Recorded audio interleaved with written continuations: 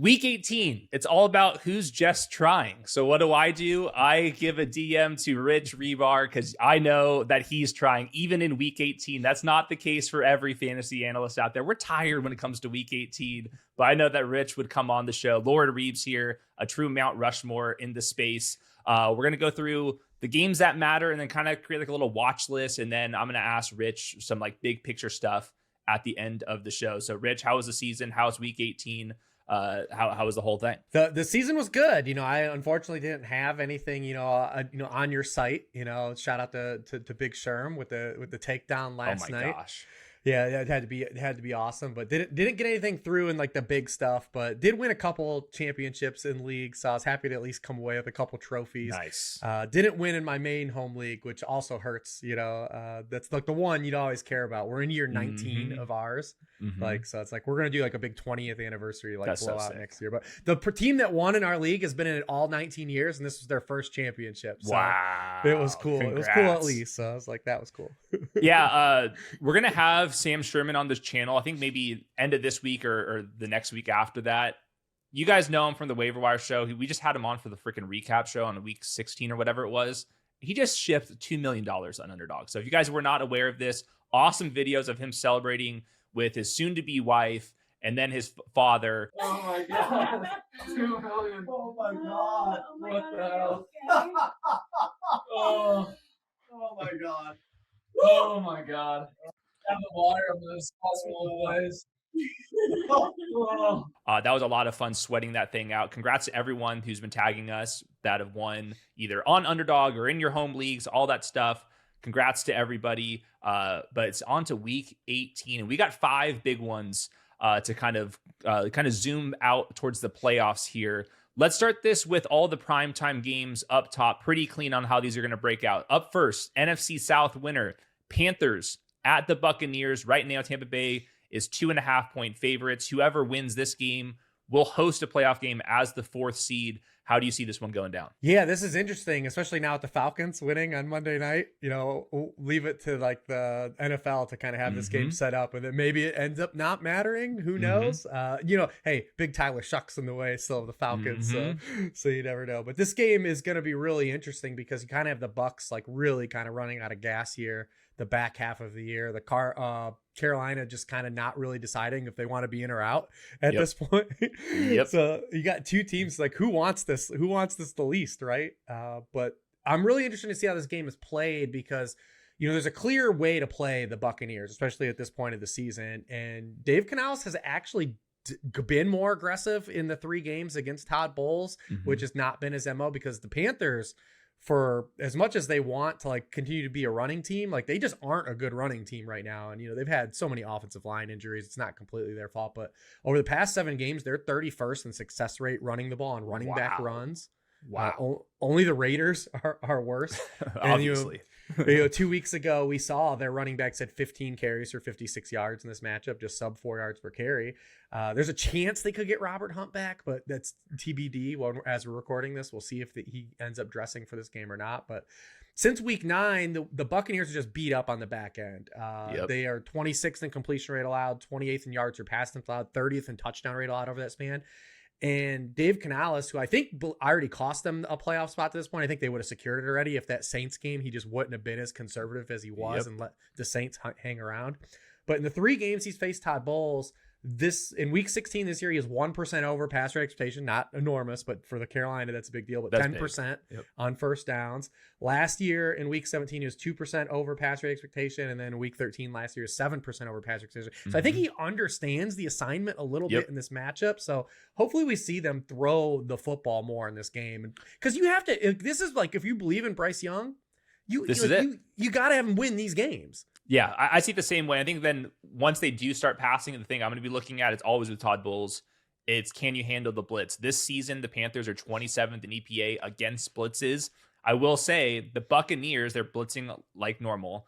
But since week 10, when they've like really started to hit a bunch of injuries in the secondary, they're actually 8th worst in EPA allowed. So it's kind of like bad versus bad in the blitzes. So it's like Carolina can't run the ball. The Buccaneers can stop that. So then we go to the pass game, and then here comes the blitzes. Which side's going to win out? It's all these 50-50 balls where Bryce can get really hot and throw with some anticipation on the sideline. Tedero or Jalen Coker makes some big plays down the field. Awesome. And then when that's not hitting, there's not a whole lot here. So I think that's a big boom bust game for the Carolina Panthers. A lot riding on Bryce Young. And then I think on the flip side, equally as much pressure, like low key for Baker Mayfield right now. Like that contract is not looking too great right now. Todd Bowles, lots of pressure right there. Obviously, the offensive coordinator, huge step down from Liam Cohen right there. I think the guy that's going to like stir the whole pot is could Tristan Wirfs come back with that toe injury there. So a little bit too early to know right now.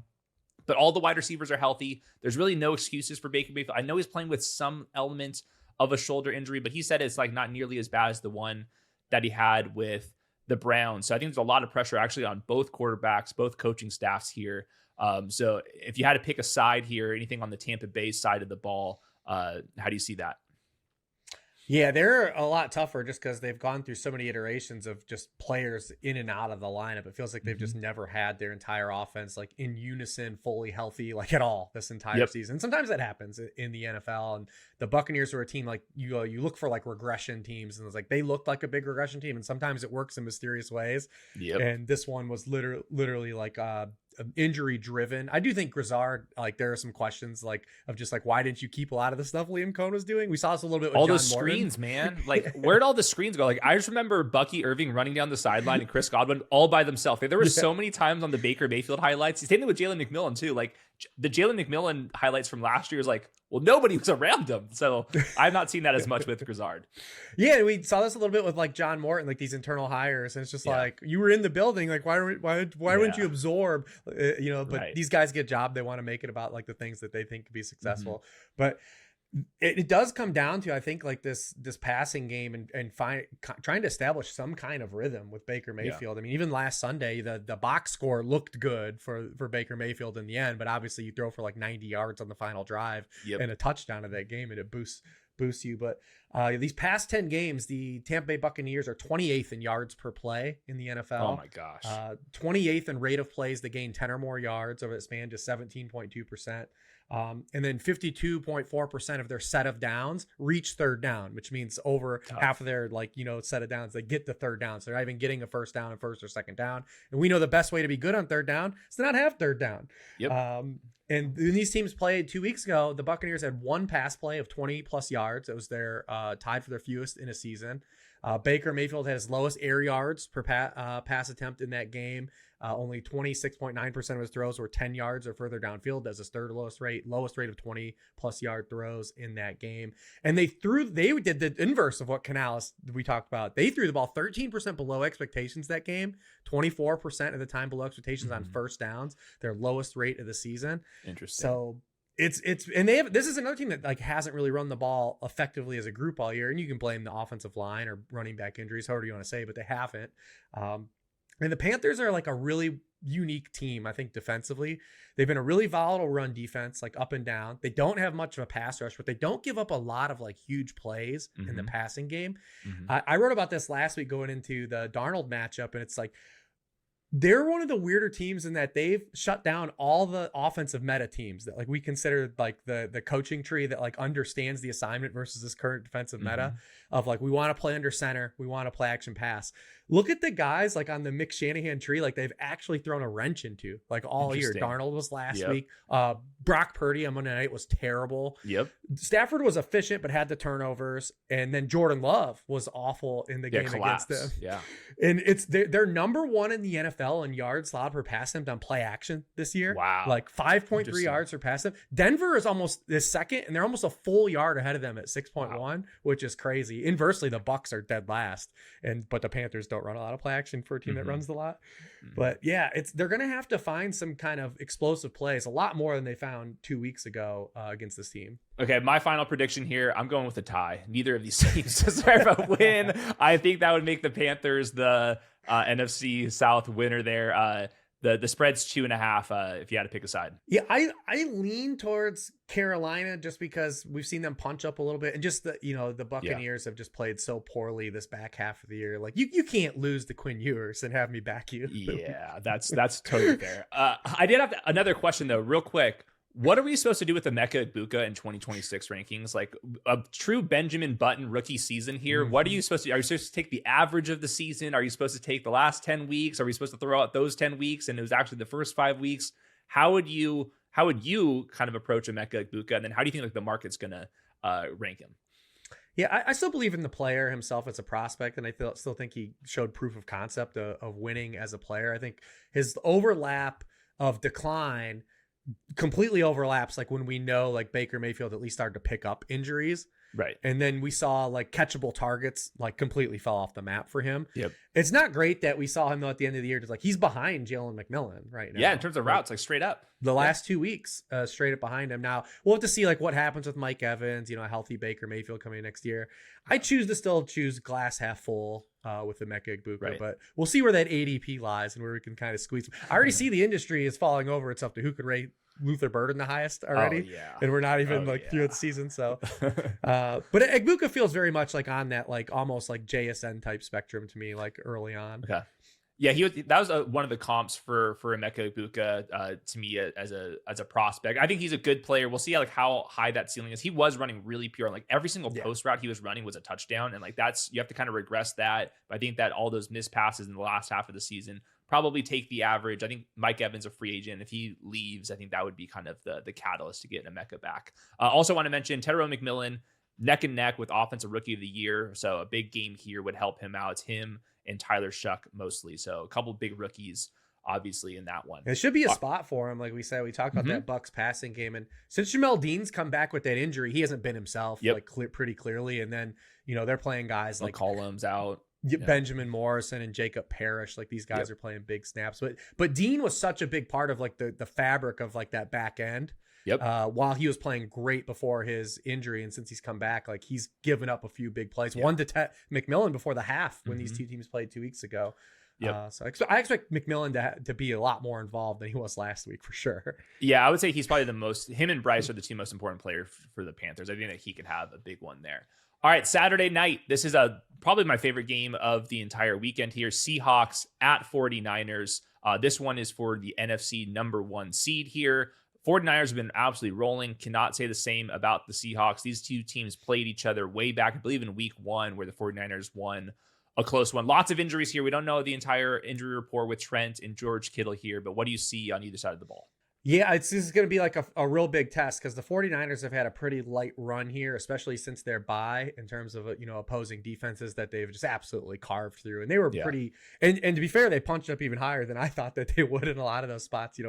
Brock Purdy's basically flirting with like 40-point fantasy games the past 2 weeks. But this is a really nice test here. I mean, Seattle is number 1 in defensive EPA overall. They have allowed the fewest yards per pass attempt in the NFL, and they've allowed the fewest yards per rush.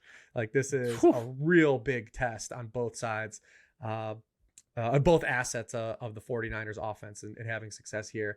And that's where it kind of starts. It's like, how much do we believe that they're going to be able to operate on the level that they've been these past 3 weeks against the Titans, the Colts, and the Bears?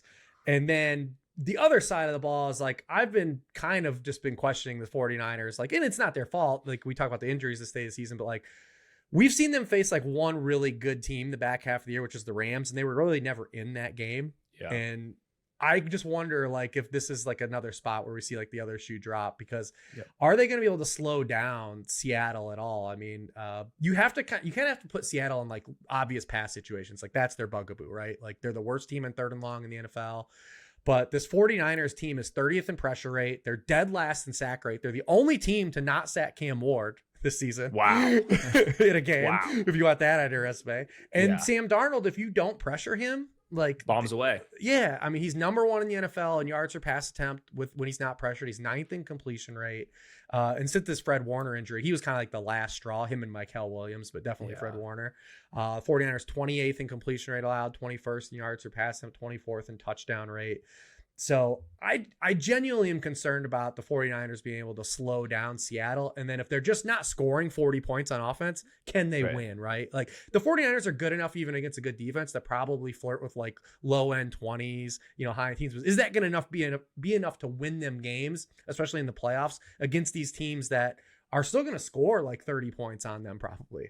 Yeah, we see this the exact same way. The 49ers like it's the biggest shootout team in the NFL. They can't stop anybody. But I think the way Brock Purdy's been playing recently, like there was maybe a week or two coming back from the injury where, all right, not quite the same. He had like that game in Cleveland, but he's just been making so many plays with his legs. And right now they just have like a total groove on offense. They're getting everybody involved, like even Tonjes as a replacement for Kittle has been popping up. So since week 11, when he returned, they're second in EPA. I know it's against a very easy schedule, but I think that Brock Purdy's playing the best ball of his career right now. So hopefully they get Trent Williams back. Hopefully George Kittle can kind of fight through that injury. But even without them right now, just Shanahan, he's just in a total groove. And I just think that Brock Purdy's playing so well. So I think it's going to be a shootout right now. The over under on the games at 49.5. That makes sense to me. I think this one could be in the 50s. And then I see the same way on the Seahawks side where since that week 11 game, they're actually negative in EPA per play on offense. And I think the team's probably just doing a little bit better job shading towards the JSN side. But you said it, like Sam Darnold, when he does not have pressure, the ball is just going over the top. And I just don't think that the 49ers right now have anybody that can provide any pressure. So if Sam Darnold could actually hang in the pocket and throw the ball downfield, maybe you get Rashid Shaheed going, maybe you get some big yards after the catch moments from like AJ Barner running the seam. I think it's going to be a shootout as well. I'm going to go with the 49ers just because their offense has been so much better than the Seahawks recently. But I think I see it the same way that if I was going to pick anything in this game, I think I just like the higher in general. So the Seahawks defense has been like definitely very good. But we know like throughout just history, like good defenses could get got by really good offenses. We saw and 2 weeks ago. Yeah, I think that this is just going to be a big shootout. So I'll go 49ers in the higher for me here. Yeah, I like the Seahawks a little bit just because I think their offense is going to just be the kind of the difference maker here. And like if the defense just gets enough stops, I mean, just because I want to see the 49ers, like this iteration of the 49ers, like we haven't seen them punch up really. So until I see that, like it's going to be hard for me to like really back them. But I will say if like this 49ers team ends up making like a real run, like this is legitimately already one of the best coaching jobs Kyle Shanahan's done. Agree. All season. It's a bummer because like when your expectations are relatively like mid to high, you just have no chance at coach of the year. It's just like it's so dumb with me though. That award's given out to like, we thought you'd be bad, you were good, therefore good. Yeah, it's like the newcomer of the year. Yeah, we need to separate these damn awards. But like, dude, that's why Belichick never won it. I know it's so absurd.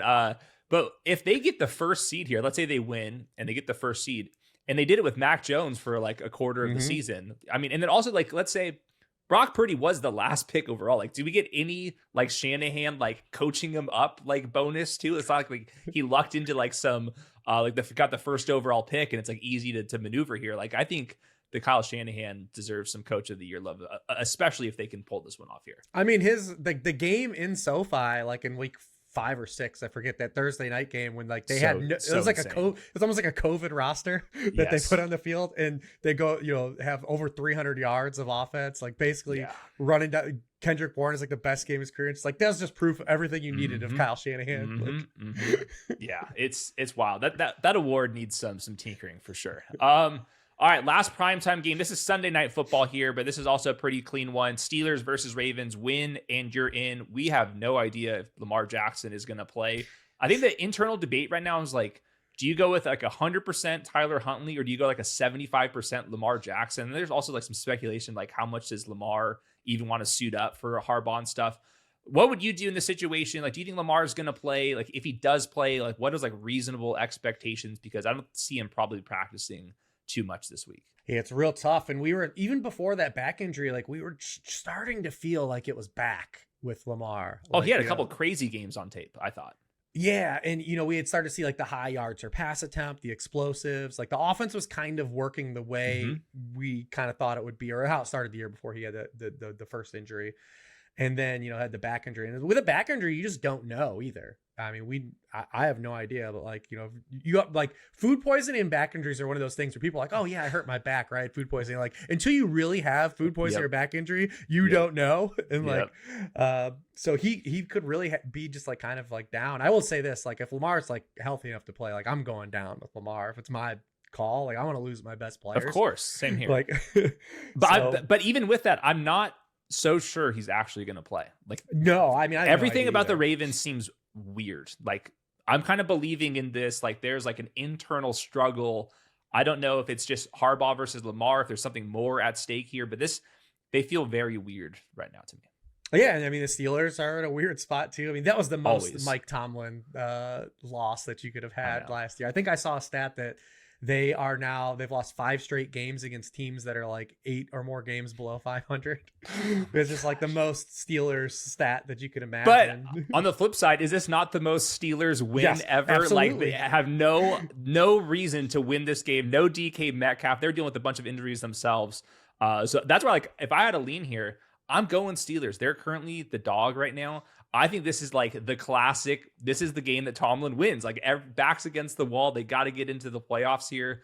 There was a little injury update. Calvin Austin, Isaac Seumalo, TJ Watt, and then 2 of their defensive backs who start for them. They're all, quote, optimistic of them returning. That's big time. Like, obviously, you're going to miss DK Metcalf, and that offense was a joke without DK Metcalf last week. But I also think the Ravens defense is like, they're just like not living up to like kind of their brand name right now. So I think let's get into the mud. And I think this is like where the Tomlin stuff just kind of peeks his head up victorious. But this game is like completely sloppy to me right now. Yeah, that's what it looks like on paper. Just not a serious operation last week. So we're not expecting DK Metcalf. Darnell Washington also had surgery, broke his forearm. We don't know if Calvin Austin's going to be back. I mean, last week, Marcus Valdes-Scantling, 41 routes.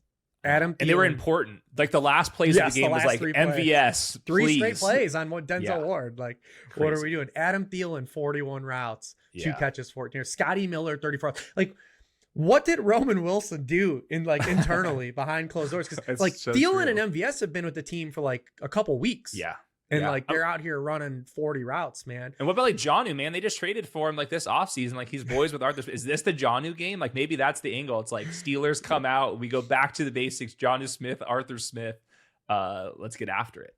Yeah, we only have 71 dropbacks this year with DK Metcalf off the field, and Aaron Rodgers would be last in completion rate on those plays, last in yards per pass attempt, last in air yards per pass attempt. Man. It's just he was such a big part of this first game too. I mean, he had 148 yards on 12 targets the first time these teams played. The rest of the team had 136 yards on 19 targets. It's just really hard to like say like where do the Steelers generate points? The backfield's gonna have to have a big game, right? Like that's where it's gonna have to be. They had 108 yards and 2 touchdowns. Remember, Jalen Warren had like the easiest touchdown of his career the first time these teams played on like a 38 yard. This like no one picked him up in the flat and scored. But if they have to build the plane out of the tight ends, like that's actually a strength for the Ravens because they just have like all safeties on defense. Getting Washington back. Obviously you have the queen piece on the chessboard and Kyle Hamilton. They have Gillum. Again, when these teams played in week 14, the Pittsburgh tight ends only caught 3 passes for 21 yards. Like the Ravens actually have the pieces to combat like an offense that wants to be built through tight ends. So that makes it kind of weird. I think it's going to have to be the running backs. And then, you can use your graphic, your Dehember graphic, whatever you want. But it's going to be a lot of Derrick Henry as long as they can sustain, the game script to keep feeding Derrick Henry. Yeah, I think Kenny Gainwell's a big shout out here just because you mentioned the running backs, but when you remove DK Metcalf from the equation, like his targets per route, like it's actually like insane. It's like 27-28%, something ridiculous. And like Rodgers, I can just tell is obsessed. So I think if they know this is a must-win game, no DK Metcalf, I think right now they're absolutely in the lab and try to make Kenny Gainwell a big part of this. So 2 backs, Kenny Gainwell versus Derrick Henry. Let the best man win.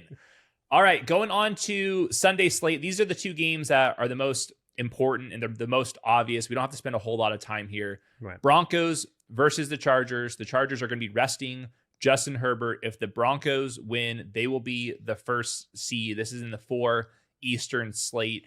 Do you like Bo Nix in the Broncos more than Trey Lance in the Chargers? Oh yeah, of course. Absolutely. And it would have been bummer because, we think about week 18 from like a DFS or like the underdog picks and, you'd want to be excited about Trey Lance in this spot, but No. Nope, no, can't do it. We'd love to No. see, these mobile quarterbacks, right? Like Malik Willis getting in the game last week, but this isn't a spot for Trey Lance to be productive, especially if we don't know, because they're sitting Justin Herbert. Like, who else are they going to be sitting at some point? Well, I hope they sit their offensive line. I mean, the third string offensive line might have a better chance, man. Like, that's what makes me so nervous about Trey Lance is like, we're talking about like interior pressure on top of the two freaks that they got on the perimeter and some blitz looks, and they play man coverage to strap up against backups. Like, this is a situation where, like, find any defensive player in the pick'em lobby to me for the Broncos and start looking at sacks, turnovers, all that type of stuff. I think it's going to be a long game for the Chargers. They're projected for 12.5 points. Not looking good. Yeah, definitely like the Broncos side here, them to clinch here. Yeah, okay. Let's say there was an upset here and the Chargers did pull this off. The Patriots would need to beat the Dolphins to be the first seed. And then if that doesn't happen either, then Jacksonville's theoretically alive. They have to beat the Titans. They have to have the Broncos lose to the Chargers, and then the Patriots lose to the Dolphins. So obviously very low chances here. We expect the Broncos to take care of business there. AFC South, pretty similar situation here. Jacksonville, they beat the Titans. They have the AFC South settled. This is a 12.5 point spread. I think maybe more upside appeal, more upset appeal with Cam Ward versus Trey Lance. Is there anything that we should note for Jacksonville versus Tennessee? No, I don't think so. I think that all of these favorites here are in just really good spots in terms of just the opponent. I mean, we saw that Jacksonville play in Tennessee just a few weeks ago and absolutely smother Cam Ward in that game. And we like that Cam Ward's played well this past month and he's put a lot on tape. I'm very interested to see their coaching cycle and their draft cycle, because it's not just like his head coach got fired in the middle of the year. It's like, look at all the guys he's throwing to. And, you can say it's about a number of players that were drafted into bad spots, but after they lost Calvin Ridley, like, there's just no draft capital invested into any of his pass catchers. Like, they're all like third round, fourth round, fifth round picks. Like, so I'm willing to see more of Cam Ward. Our guy Ryan McChrystal at the site, when he was coming out, his number one comparison to him as a passer was collegiate Josh Allen. Was, a guy that played against lower level competition, but like had that the hubris of his arm strength, arrogant arm strength. Like, I can make all these throws. And you see those from Cam Ward right now. Like, he's making throws where you're just like, I just know I can make that throw. You want to see like the consistency though, the down consistency, make the layups, the freebies, right? Him to add on to. So I'm going to be interested watching that coaching cycle, but Jags have been just so good at home. They're the hottest offense in the NFL. Outside of probably the 49ers that we talked about a little bit earlier. So I think they handle business. Same thing with Houston against probably what's going to be Riley Leonard. And then we talked about the Dolphins too, with Quinn Ewers. I think all those favorites just win. Yeah, I see the same way. Jacksonville's got the highest team total of the week at 30. So we don't see that many teams reach that 30 threshold. I believe it's their first time doing that this season. So like, I was looking at like week 18, like Travis Etienne stuff. I think that looks really, really clean right now. When I wrote up the worksheet this year, I always had you in the back of my mind, because I listen to you and Josh when you guys are on. Hell yeah. And I always think about, it's like, Travis Etienne's this. I'm like, man, listen, Hayden's gonna say you're too low on him. Mm-hmm. Like, you're too low on him. Always. Yeah, I was posting like the top 20 players of the season, fantasy points over replacement. There's Travis Etienne right smack dab in the middle of it. He almost had the top 10 season. So we don't have to spend too much time on Jacksonville, Tennessee. If for whatever reason Cam Ward does pull off the upset, the Texans, they have to beat the Colts with Jacksonville losing to secure the AFC South. Okay, so those are like the 5 crystal clear games. The 3 primetime games are awesome. Broncos beat Chargers. Jacksonville beat Tennessee. So let's go pivot over, and we're gonna do like a little bit of like a watch guide for the Sunday games. And like, man, the one Eastern slate of these games, man, we're gonna have to get really creative on what we're actually watching for. I think this might be a call your parents, go lift some weights, hit the cold plunge, go to the local barista, do something better than watch this slate. But we'll try our best here. So in the one Eastern slate, Jacksonville, Tennessee, that's the prime time game. We've already previewed that. I would say the next best game, I'll say Browns versus Bengals. Maybe Shedeur Sanders' final start. That's interesting. I think most importantly, we got the Myles Garrett sack record. Also throughout, Chase Brown needs 53 rushing yards for 1,000 on the season. I think Joe Burrow and everyone's going to start on that side of the ball. So Browns, Bengals, is there anything that you have your eye on here?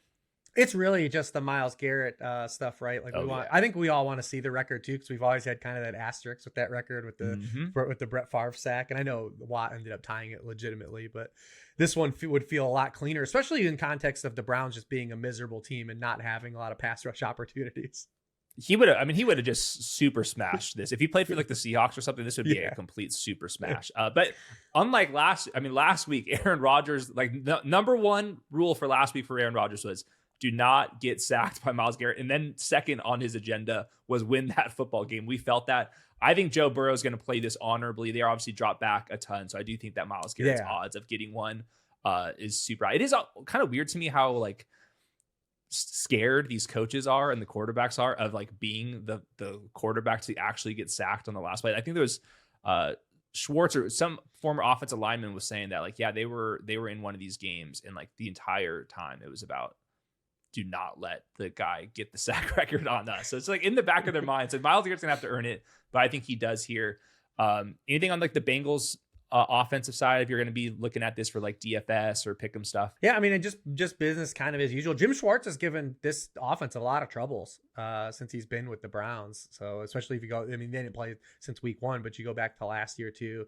They've given them a lot of issues, particularly Denzel Ward and Jamar Chase. So I always love when those guys hook up because they kind of bring out the best of each other. Yeah. Chase Brown just been so dominant recently. He's going to be another one of these guys where good case study of where he's going to go in next year's drafts. I wouldn't be too surprised if it's like round 1-2 turn. He's really closed out the season strong. I think that the fact that he did that this year, we don't have to worry about some like random person kind of stealing his job. He seems like pretty solidified as Joe Burrow's back for next year.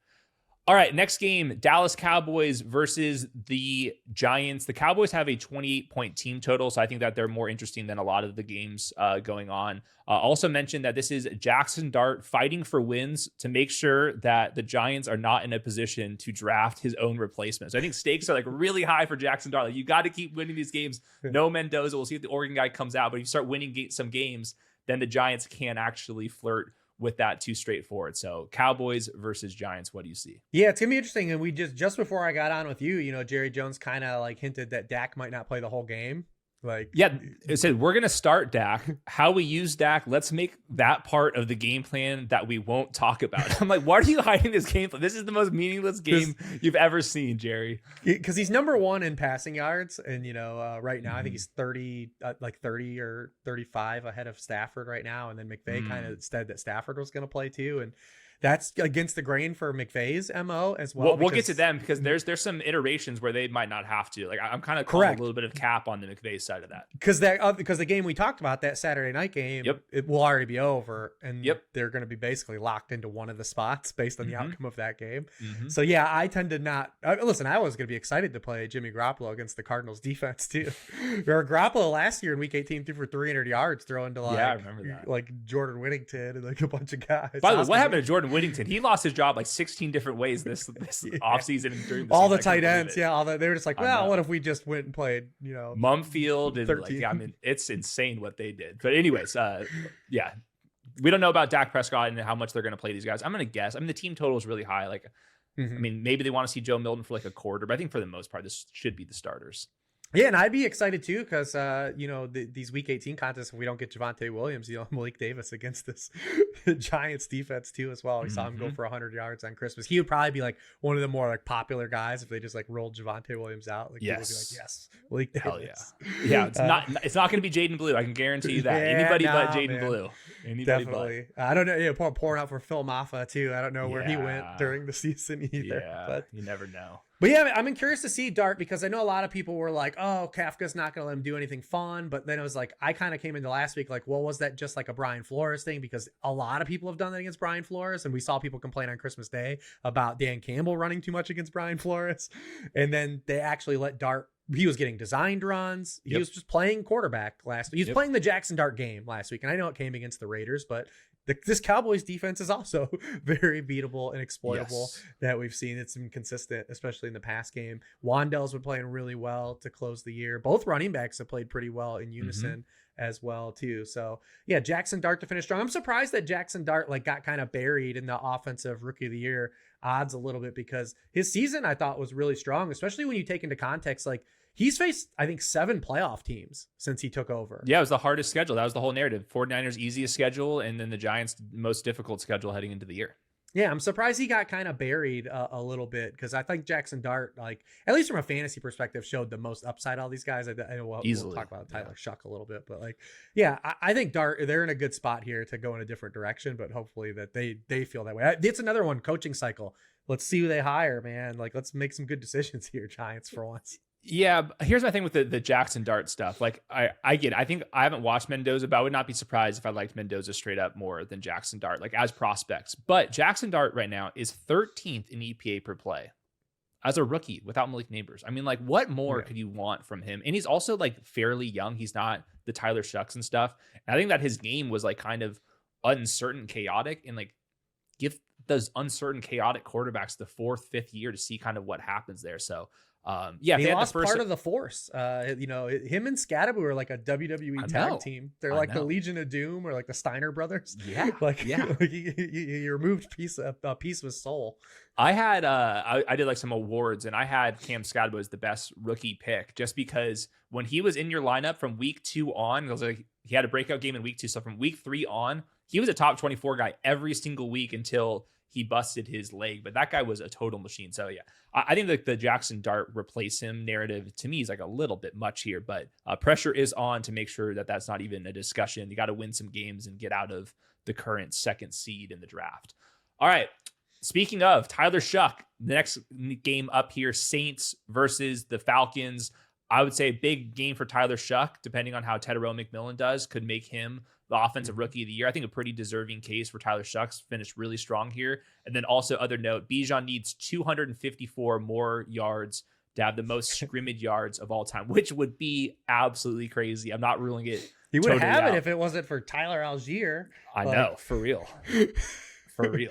He would be like literally the RB1 of RB1s if he would have had like half of the Algier touchdowns at the beginning of the year. Because I want to say like through 10 weeks, he had something like 1 carry inside the 5-yard line. Yep.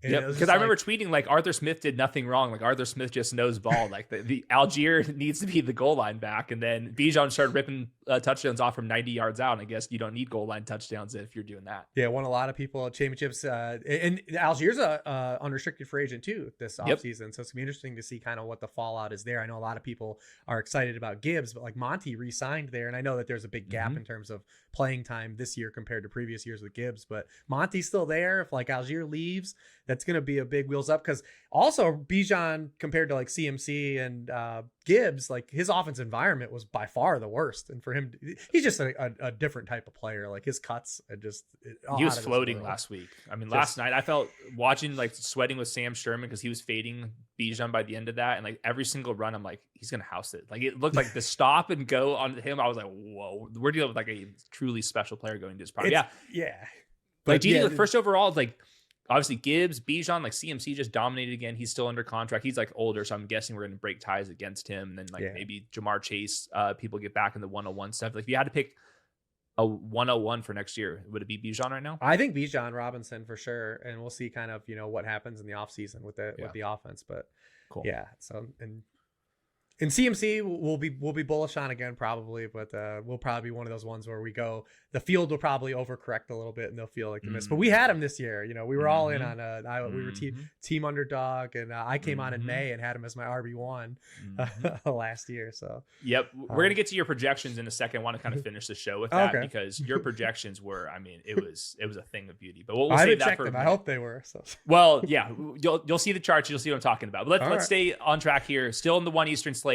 Colts versus Texans. No Phillip Rivers, dang it. But Jonathan Taylor needs 76 total yards to reach 2,000. We'll get Riley Leonard here. The Texans have something to play for, so they're going to be ready to roll. Most likely it's not going to change the Texans seeding because they're reliant on Jacksonville getting upset.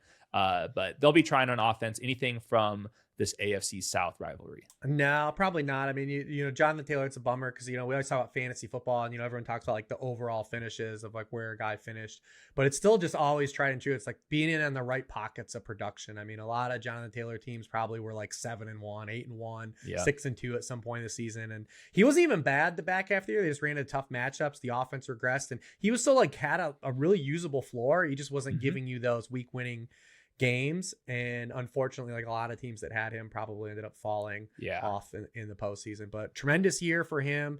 Going to be really interesting. Pour one out for Danny Dimes, man. Like that was the big picture injury, and what that did for like their offseason and how they handle this offseason is going to be massive, because I don't think that we believe that they believe in Anthony Richardson, the backup guy. Like, are they going to give Riley Leonard a true shot? We would doubt that, right? So what does it look like here? I mean, this would be a spot too where it's like, man, like the Malik Willis sweepstakes is going to be like really interesting, because the Colts, when they were running that offense off of that RPO game, because that's also where Tyler Warren died. Tyler Warren, the front half of the year, was just predicated on so much play action and RPO. And when that element was removed from the offense, that's when Tyler Warren collapsed as well. Yeah. So they're going to need a quarterback that has like that kind of ability, because when Phil took over, and it was a great story. I enjoyed watching Philip Rivers, and all of his interviews were just amazing. You can tell that he's like just a dude that loved football, right? Yeah. Like, but when they had to just be static shotgun, like that offense wasn't functional the way it was intended to be at the beginning of the year. Yeah, see the same way. Last game in the slate, Packers versus Vikings. It's going to be the Packers backup, so no Josh Jacobs. They're locked into, I think, the 7th seed here no matter what. So we'll see about, I would guess Jordan Love's not going to play. We'll see about, like, maybe it's a Matthew Golden kind of tryout game because he's been so quiet. And then maybe we get J.J. McCarthy out there with that hand injury. They said that his status is up in the air. I think my only kind of like note for like incentives and whatever, Justin Jefferson needs 53 yards to get 1,000. I mean, could we get Justin Jefferson 1,000 damn yards? Like, is that hard? Like, this needs to be the thing. So that's like one of these things where if you're the Minnesota Vikings, you have to have some level of respect for Justin Jefferson. So if there's 53 and a half higher lowers out there floating around on Justin Jefferson, this is one where I think you just like have to assume they know that he needs 53 and he's going to get it. So that was my only note here. Yeah, it's be interesting too if the Packers just outright just play Clayton Tune as well. You get the Matthew Golden Clayton Tune battery back together. But I wouldn't be surprised, especially with Willis being banged up kind of the last 2 starts, and then Brian Flores this last little bit here definitely, I think, put himself back into the cycle of getting being a head coach candidate, because that offense, their defense, when they got Van Ginkel back.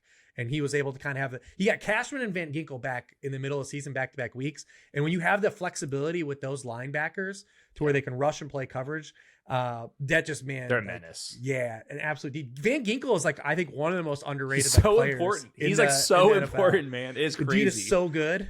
Dude, you watch quarterbacks just shit themselves trying to throw screens. Like, if it's like, all right, wide receiver screen to his side, they're like, are we sure? Like, you'll see arm angles you've never even seen before. From the quarterbacks. Yeah, he's super important there. I've never seen a dude almost intercept like so many screen passes. That's dude, always. He just like takes him to the house. It's crazy. He's a total maniac. That game doesn't really matter. So let's go over to the 4 Eastern slate. We talked about that. The headliner here, Broncos versus Chargers for the 1st seed. We think the Broncos will take care of business. Technically, the next game does really count, though. The Dolphins versus the Patriots, because the Patriots are still alive for the 1st seed at the same time as the Broncos game. We have the Drake May for MVP narrative. We got Quinn Ewers on the other side of the ball here. Anything stand out from Dolphins versus Patriots?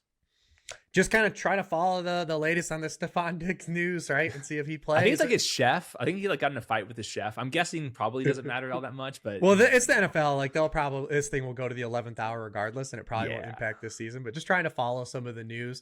Because Diggs, we've all year, like anytime that he's had to play has been like amazing. Like his peripherals. And I think just first year Diggs, you get the best version of him.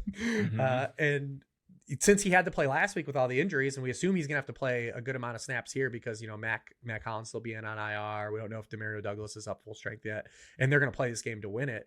He's just been so productive per opportunity that you would expect another big outing from him if he's able to play, and then that kind of elevate, Drake May. Yeah, I think Drake May gets a big game here. We'll see how much Matthew Stafford plays. I think that would be enough for him to kind of have a good chance for the MVP. So I think that game does matter. I think the Patriots are a team that you want to be stacking for DFS purposes. Next game, Lions versus Bears. The Bears are locked either into the second or the third seed. Big thing I wanted to mention is just Caleb needs 270 passing yards to finally get the Bears to their 4,000 yard quarterback, first time in history for them. So we'll see about the 270 number for Caleb. Also Ben Johnson versus Dan Campbell.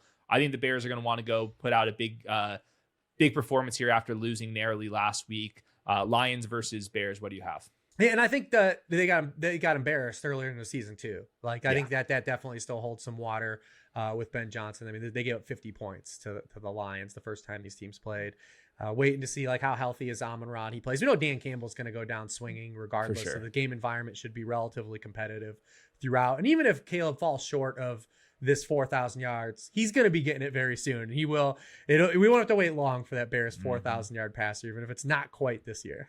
Yeah, I see the same way. He looks so much better every single month. He's gonna be a rock star. Just real quick, like Luther Burden versus Rome. Do you think it will be Luther Burden ahead of Rome next year? I also think DJ Moore, his contract, like it's kind of hard to get out of. So I'll do some more research there. But it might be the same 3 wide receivers plus Colston Loveland. Do you think it will be Luther Burden ahead of Rome Odunze in ADP next year? I do believe so, because I think people will draw like the Amon-Ra corollary, like the Ben Johnson role. And I was one of those people coming in. I think Josh was on too, that, Luther Burden, I thought, was a lot better vertical player than like he was given credit for in college. I always joke, because I do a show at Pat Crane on Fridays, and Brady Cook's been starting for the last month. And my whole thesis was that Brady Cook's the reason people think Luther Burden was a slot receiver, like coming out of the NFL. And I think we've seen proof of concept of him winning vertically. So he offers like that juice too.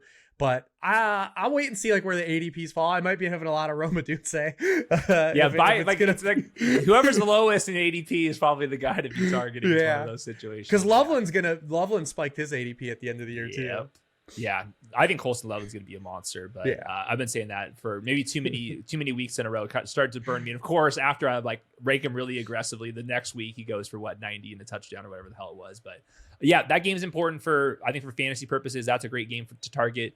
Then I got Washington versus the Eagles. The Eagles are also locked in the second or the third seed, depending on the Bears. They're going to face one of the NFC losers, whether that's the Rams, Seahawks, or the 49ers. So the Eagles, I think, like don't have that much to play for. I will just note that the Eagles offense has not been like firing. So maybe they should like go and like try to figure shit out. So I'm going to guess they play for a decent part of this game. And then with Washington, they've just got nobody right now. They're all injured. Yeah, I see it the same. I think the Eagles guys are going to log a quarter or maybe a half and then come out. Yeah, the team total right now is only at 24, which has kind of been where the Eagles been floating. But this is the Commanders defense, which is like pretty much a JV unit. So I think if the markets was thinking that they were going to play the entire game, you'd at least hope that the team total would be higher than 24. So maybe like first half stuff for the Eagles instead of full game. And then next one, Cardinals versus Rams. Let's spend some time here because Sean McVay did say that the starters are not going to be rested for this game, but they are going to be the 6th seed if the 49ers win on Saturday, right?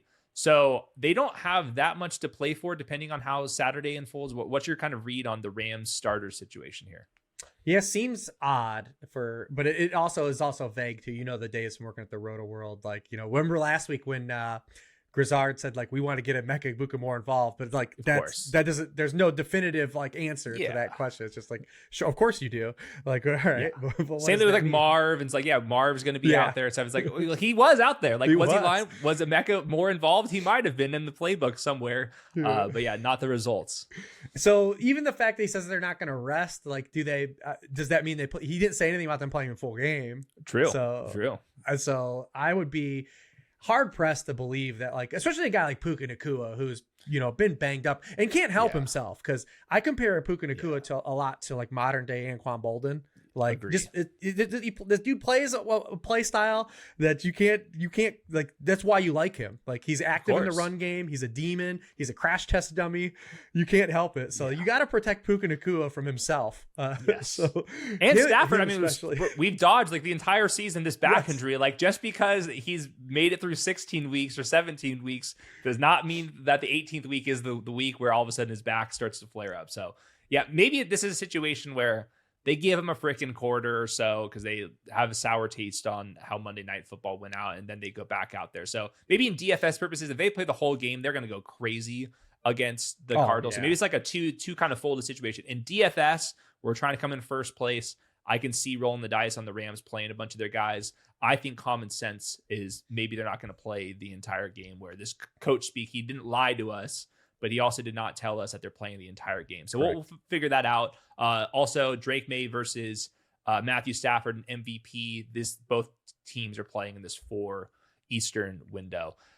These last 2 games are pretty tough. Jets versus the Bills. My question just here is, like, how healthy is Josh Allen? Will they eventually need to rest him? They're locked into either the 5th, 6th, or 7th seed, so they can move up and down a little bit, but is that seeding difference really moving the needle all that much versus just Josh Allen kind of resting his foot? So what do you think the Bills are going to do? Yeah, I think he'll come out, extend that streak, hand off on first down, and then leave the game. Okay. Yeah. Simple as that. And then they're going to kind of monitor the James Cook rushing yards thing. Because remember last year, with all their offensive line sat out in week 18 last year, they still got James Cook that touchdown record.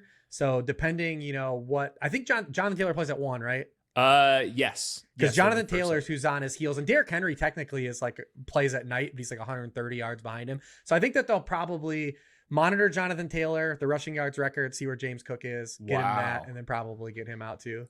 Okay, so you guys have some homework to do on Sunday. You do some math. You look at Jonathan Taylor's rushing production. You look at James Cook's rushing production, and then you go find the pick 'em and find the difference there. So I didn't know that was up for grabs. James Cook's also at 100 yards per game flat rushing right now. So I don't think they're going to risk him over like the 100-yard thing, but I do think the rushing title would make a difference. But yeah, they can't play Josh Allen the full game. It's just totally not worth it the way that he's been playing recently. Last one, talk about games that really don't matter. Chiefs versus Raiders here.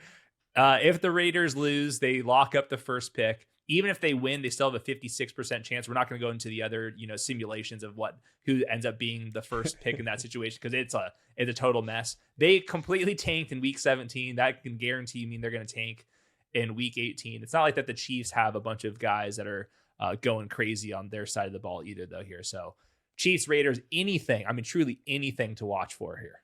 I mean, the Raiders, just play Cam Miller. Like, why is Cam Miller not starting this game? Like, Montana's finest. Why is Montana's finest not getting just one start? Especially because Geno got hurt.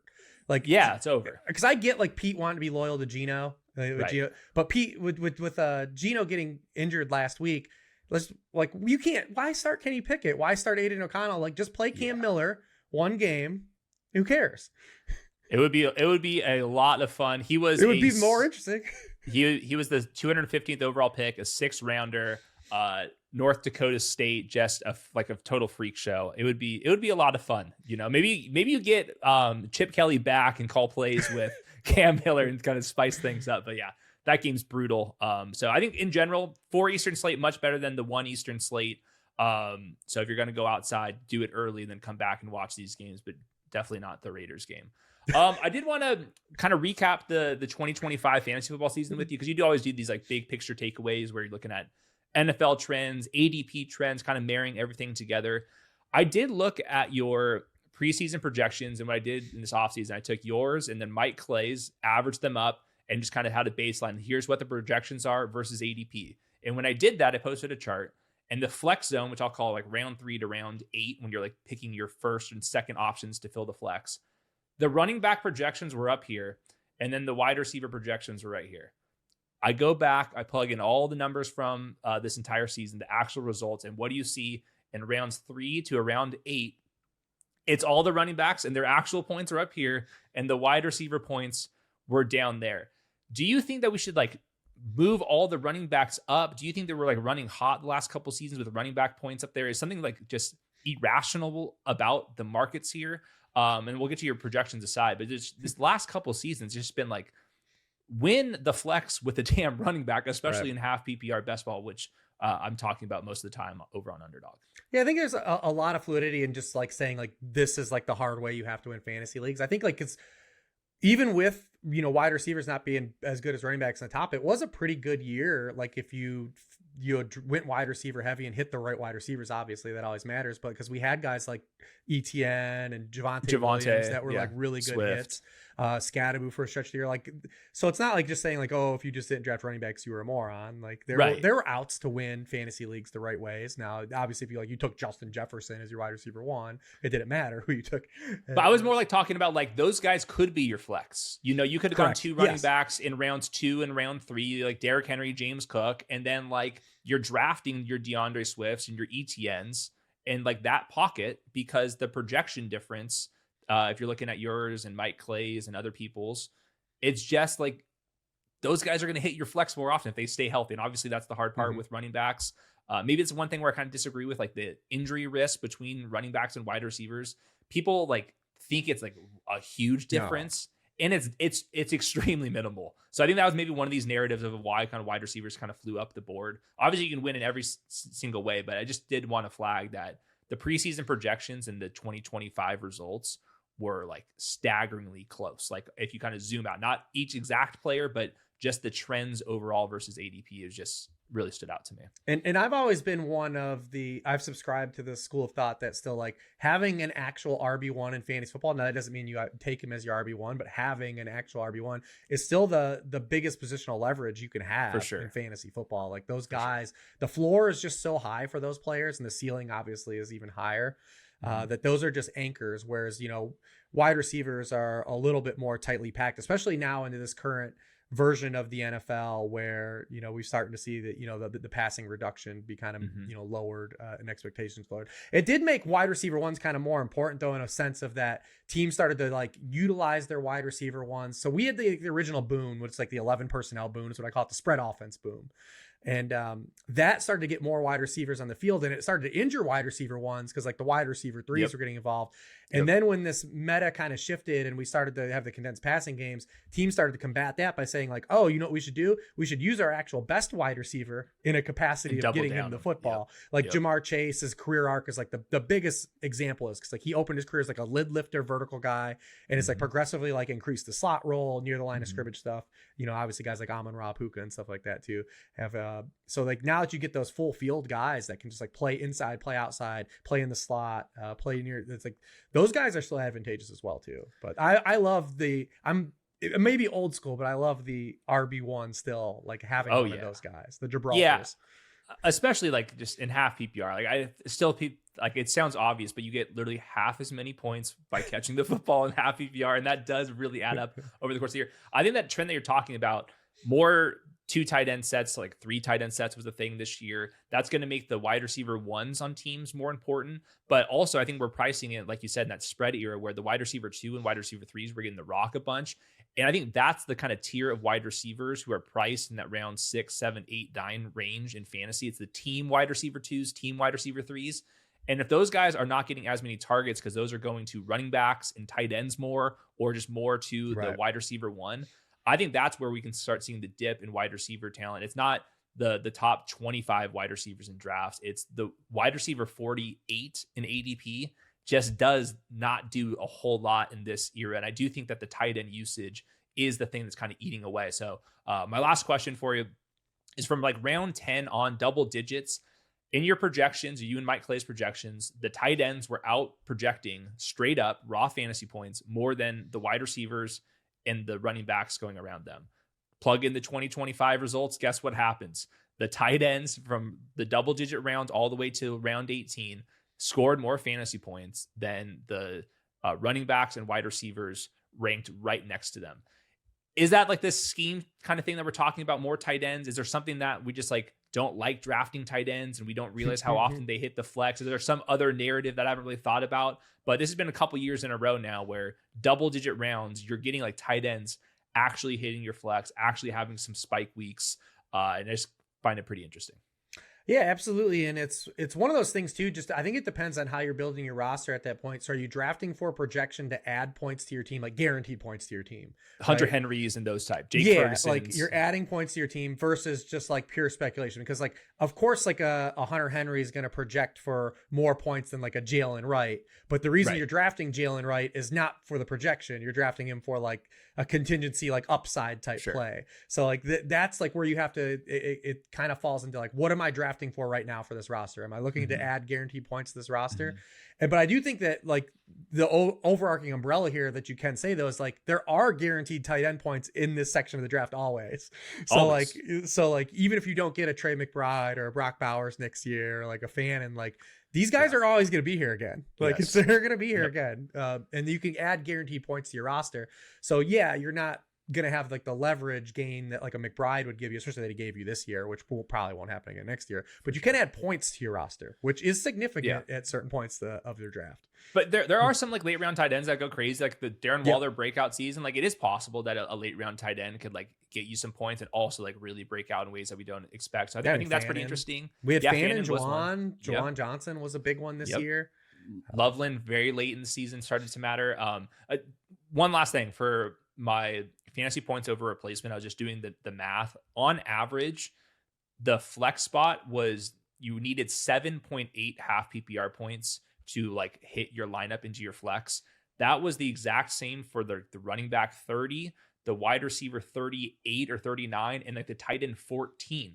So actually like the tight ends were actually hitting the flex as often as a wide receiver was. So like just kind of keep that in the back of your mind. That's not guaranteed to happen moving forward, but some of these like NFL trends that we're talking about where the bar is like 7.8 half PPR points is that tight end that never leaves the field.